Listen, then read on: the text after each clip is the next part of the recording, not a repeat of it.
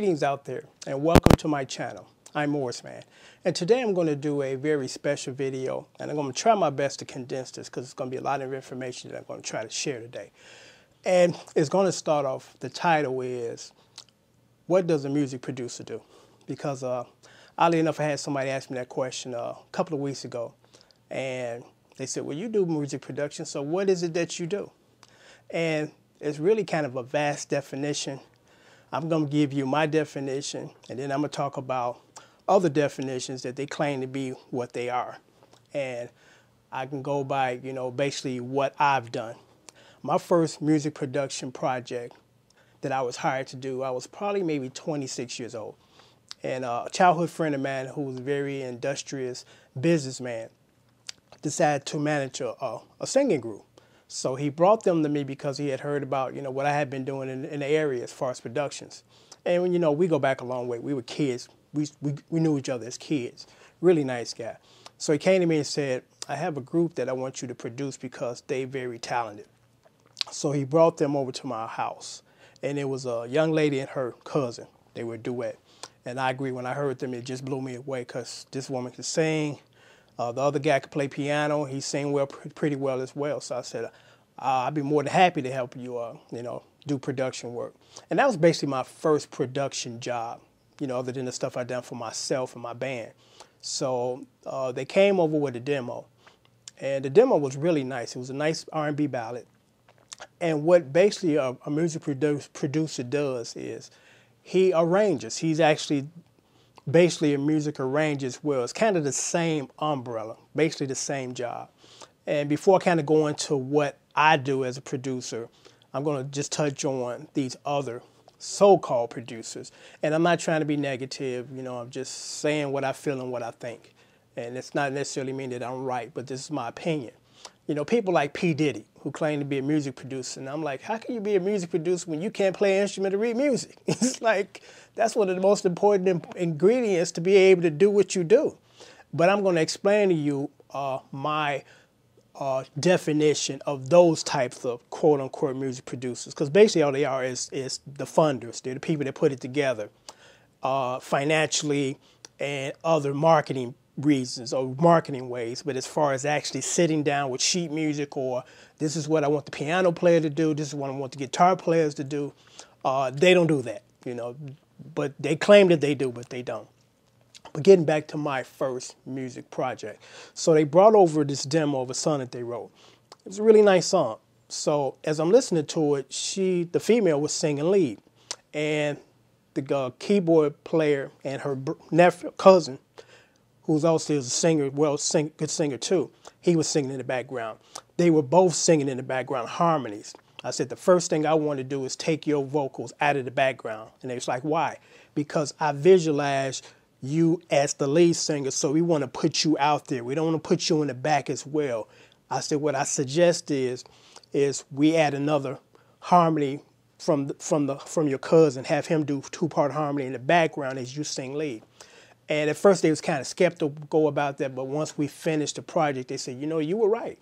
And what I also did when they brought me the demo was, as I listened to it, it was just piano and the vocals.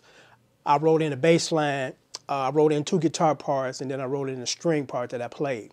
So, when we went to tape it, it was full. And that's what music producers do.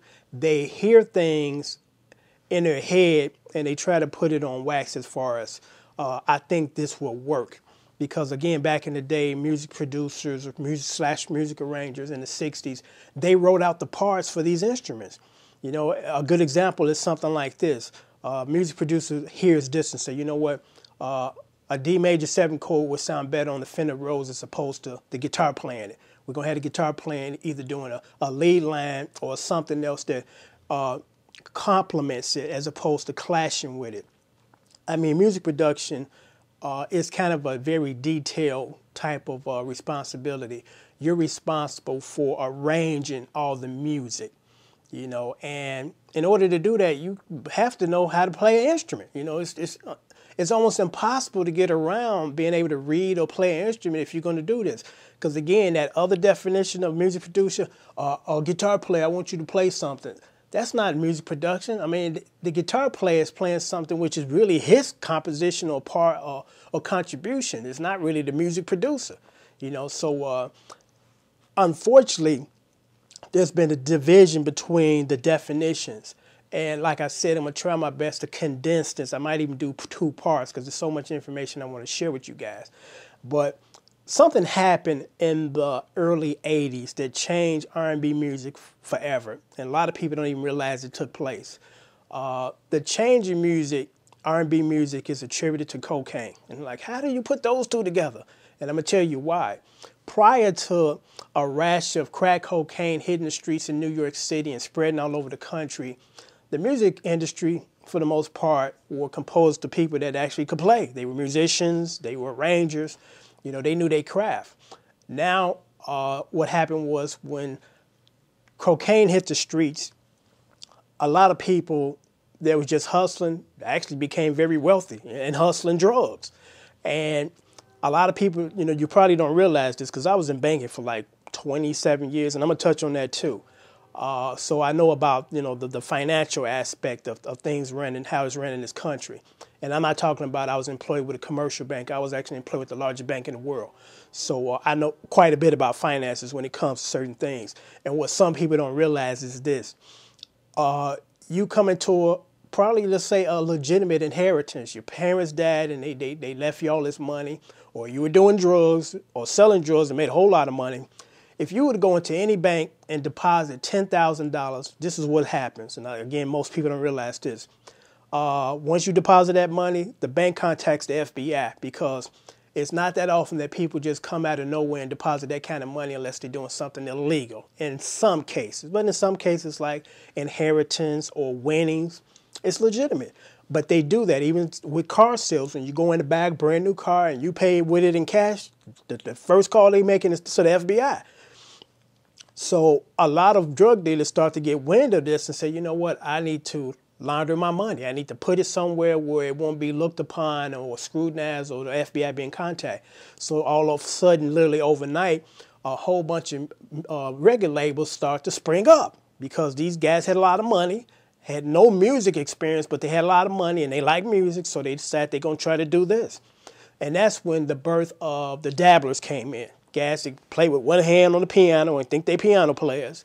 Guys that play two chords or don't know how to write songs other than two-chord songs came into place. Prior to that, it was composed of very seasoned musicians, very seasoned producers. But unfortunately, when the drug thing kicked in and all these guys started dabbling in the music industry and they started bringing in people that didn't know nothing about playing music and half doing it and bringing DJs in to write songs or, you know, produce songs, that's when, to me, R&B took a big step down because, again, today, music compared to yesterday, and I'll give you a good example. I bought this Justin Timberlake book off of Amazon for like $1. I'm like, okay, I'll play some of this new stuff for the young folks that want to hear me play some of the new stuff. And I'm like, okay, I'm going to play this entire song or this entire book. And I went through and I'm like, it's not really doable because what I tend to notice, and I knew it already, but this just confirmed it, that I'm looking at, and let me just say this first. Justin Timberlake is a very talented guy. He is. He sings very well. He's a great dancer and, you know, great entertainer. But I'm looking at the stuff that was written for him. And let me look at this song. Let's just take this one for an example. It's called, you probably won't be able to see this. It's called Sexy Ladies. And it was written by Justin Timberlake, Nat Hills, and Tim Mosley. And let me see. It's like 4 pages. And there's only, one chord. A minor. You know, just that. It's like, you know, the majority of this stuff in this book is just 1 to 2 or 3 chord songs. And the question that people have, well, what's wrong with that? Let me give you a good example of what's wrong with that. If somebody were to walk up to you and say, you need to communicate with me, but I'm going to give you a sheet of paper and they only consist of 15 words, and these are the only 15 words you can use to communicate, you wouldn't do a good job. As opposed to somebody walked up to you with a telephone book with 1,000,000 words and say, go to town. That's the same thing with music. The more chords, the more expression in the vocals and the melody. You know, if you confine yourself to just 1 or 2 chords, you can't do too much communicating melody-wise with just 2 chords. But a lot of young folks today know nothing about that because they didn't take any formal classes. They dabbled. They picked up a handful of chords here and there, and they call themselves musicians or music producers, which is kind of sad because you're no music producer or really no musician. So unfortunately, as a result of the drug, kicking in and all these music companies springing up, all these dabblers kicked into the music industry. That's why the R&B world is what it is at this point. I love artists like India Aria. I love her stuff because, you look at her stuff and you see these beautiful, exotic chords, and I can't wait to play them to see how they fit in the context with the song. And the majority, well, I won't say the majority, all of her songs are very well written, beautiful chord progressions, a lot of unique chord voicings, because I got both of her books, and I think she got a third one. I'm going to grab that. Here's another guy to look out for, Craig Davis. When first Craig Davis came onto the scene, I said, man, somebody going to finally save R&B music. Because here's a young guy from England, and people from England love our music. They respect us as far as what we do. And he doesn't use a whole lot of chords, but he uses enough to get his point across, and his melodies are just beautiful. I am a huge fan of Craig David, from the very first album to the last one. But that's what music producers do old school wise, and that's what music producers in this era do now. Just a lot of dabblers.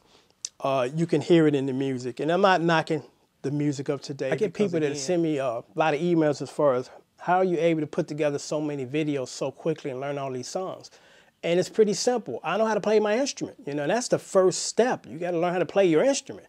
And then second, you learn structure of song, which I detail in the DVDs that I have for sale as far as cutting through the chase and saving yourself years of dabbling, trying to figure it out, and have music teachers teach you stuff you would never use.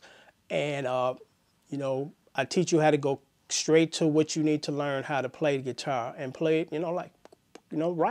Look at my videos. I got almost 600 videos, and I play all different styles of music, There's nothing really off limits that I can't do. There's some things I don't really like to do and I don't do. But other than that, you can do the same, But there's a system, as far as learning. You play your instrument, learning the structure of songs, how to dissect them as far as what are the chords used in the verse, what are the chords used in the chorus, the bridge. I'm done, just that simple. But I'm going to sign off, and I probably would do a part 2 to this because I just couldn't cover everything that I wanted to cover in this one video. So until next time, thank you and take care.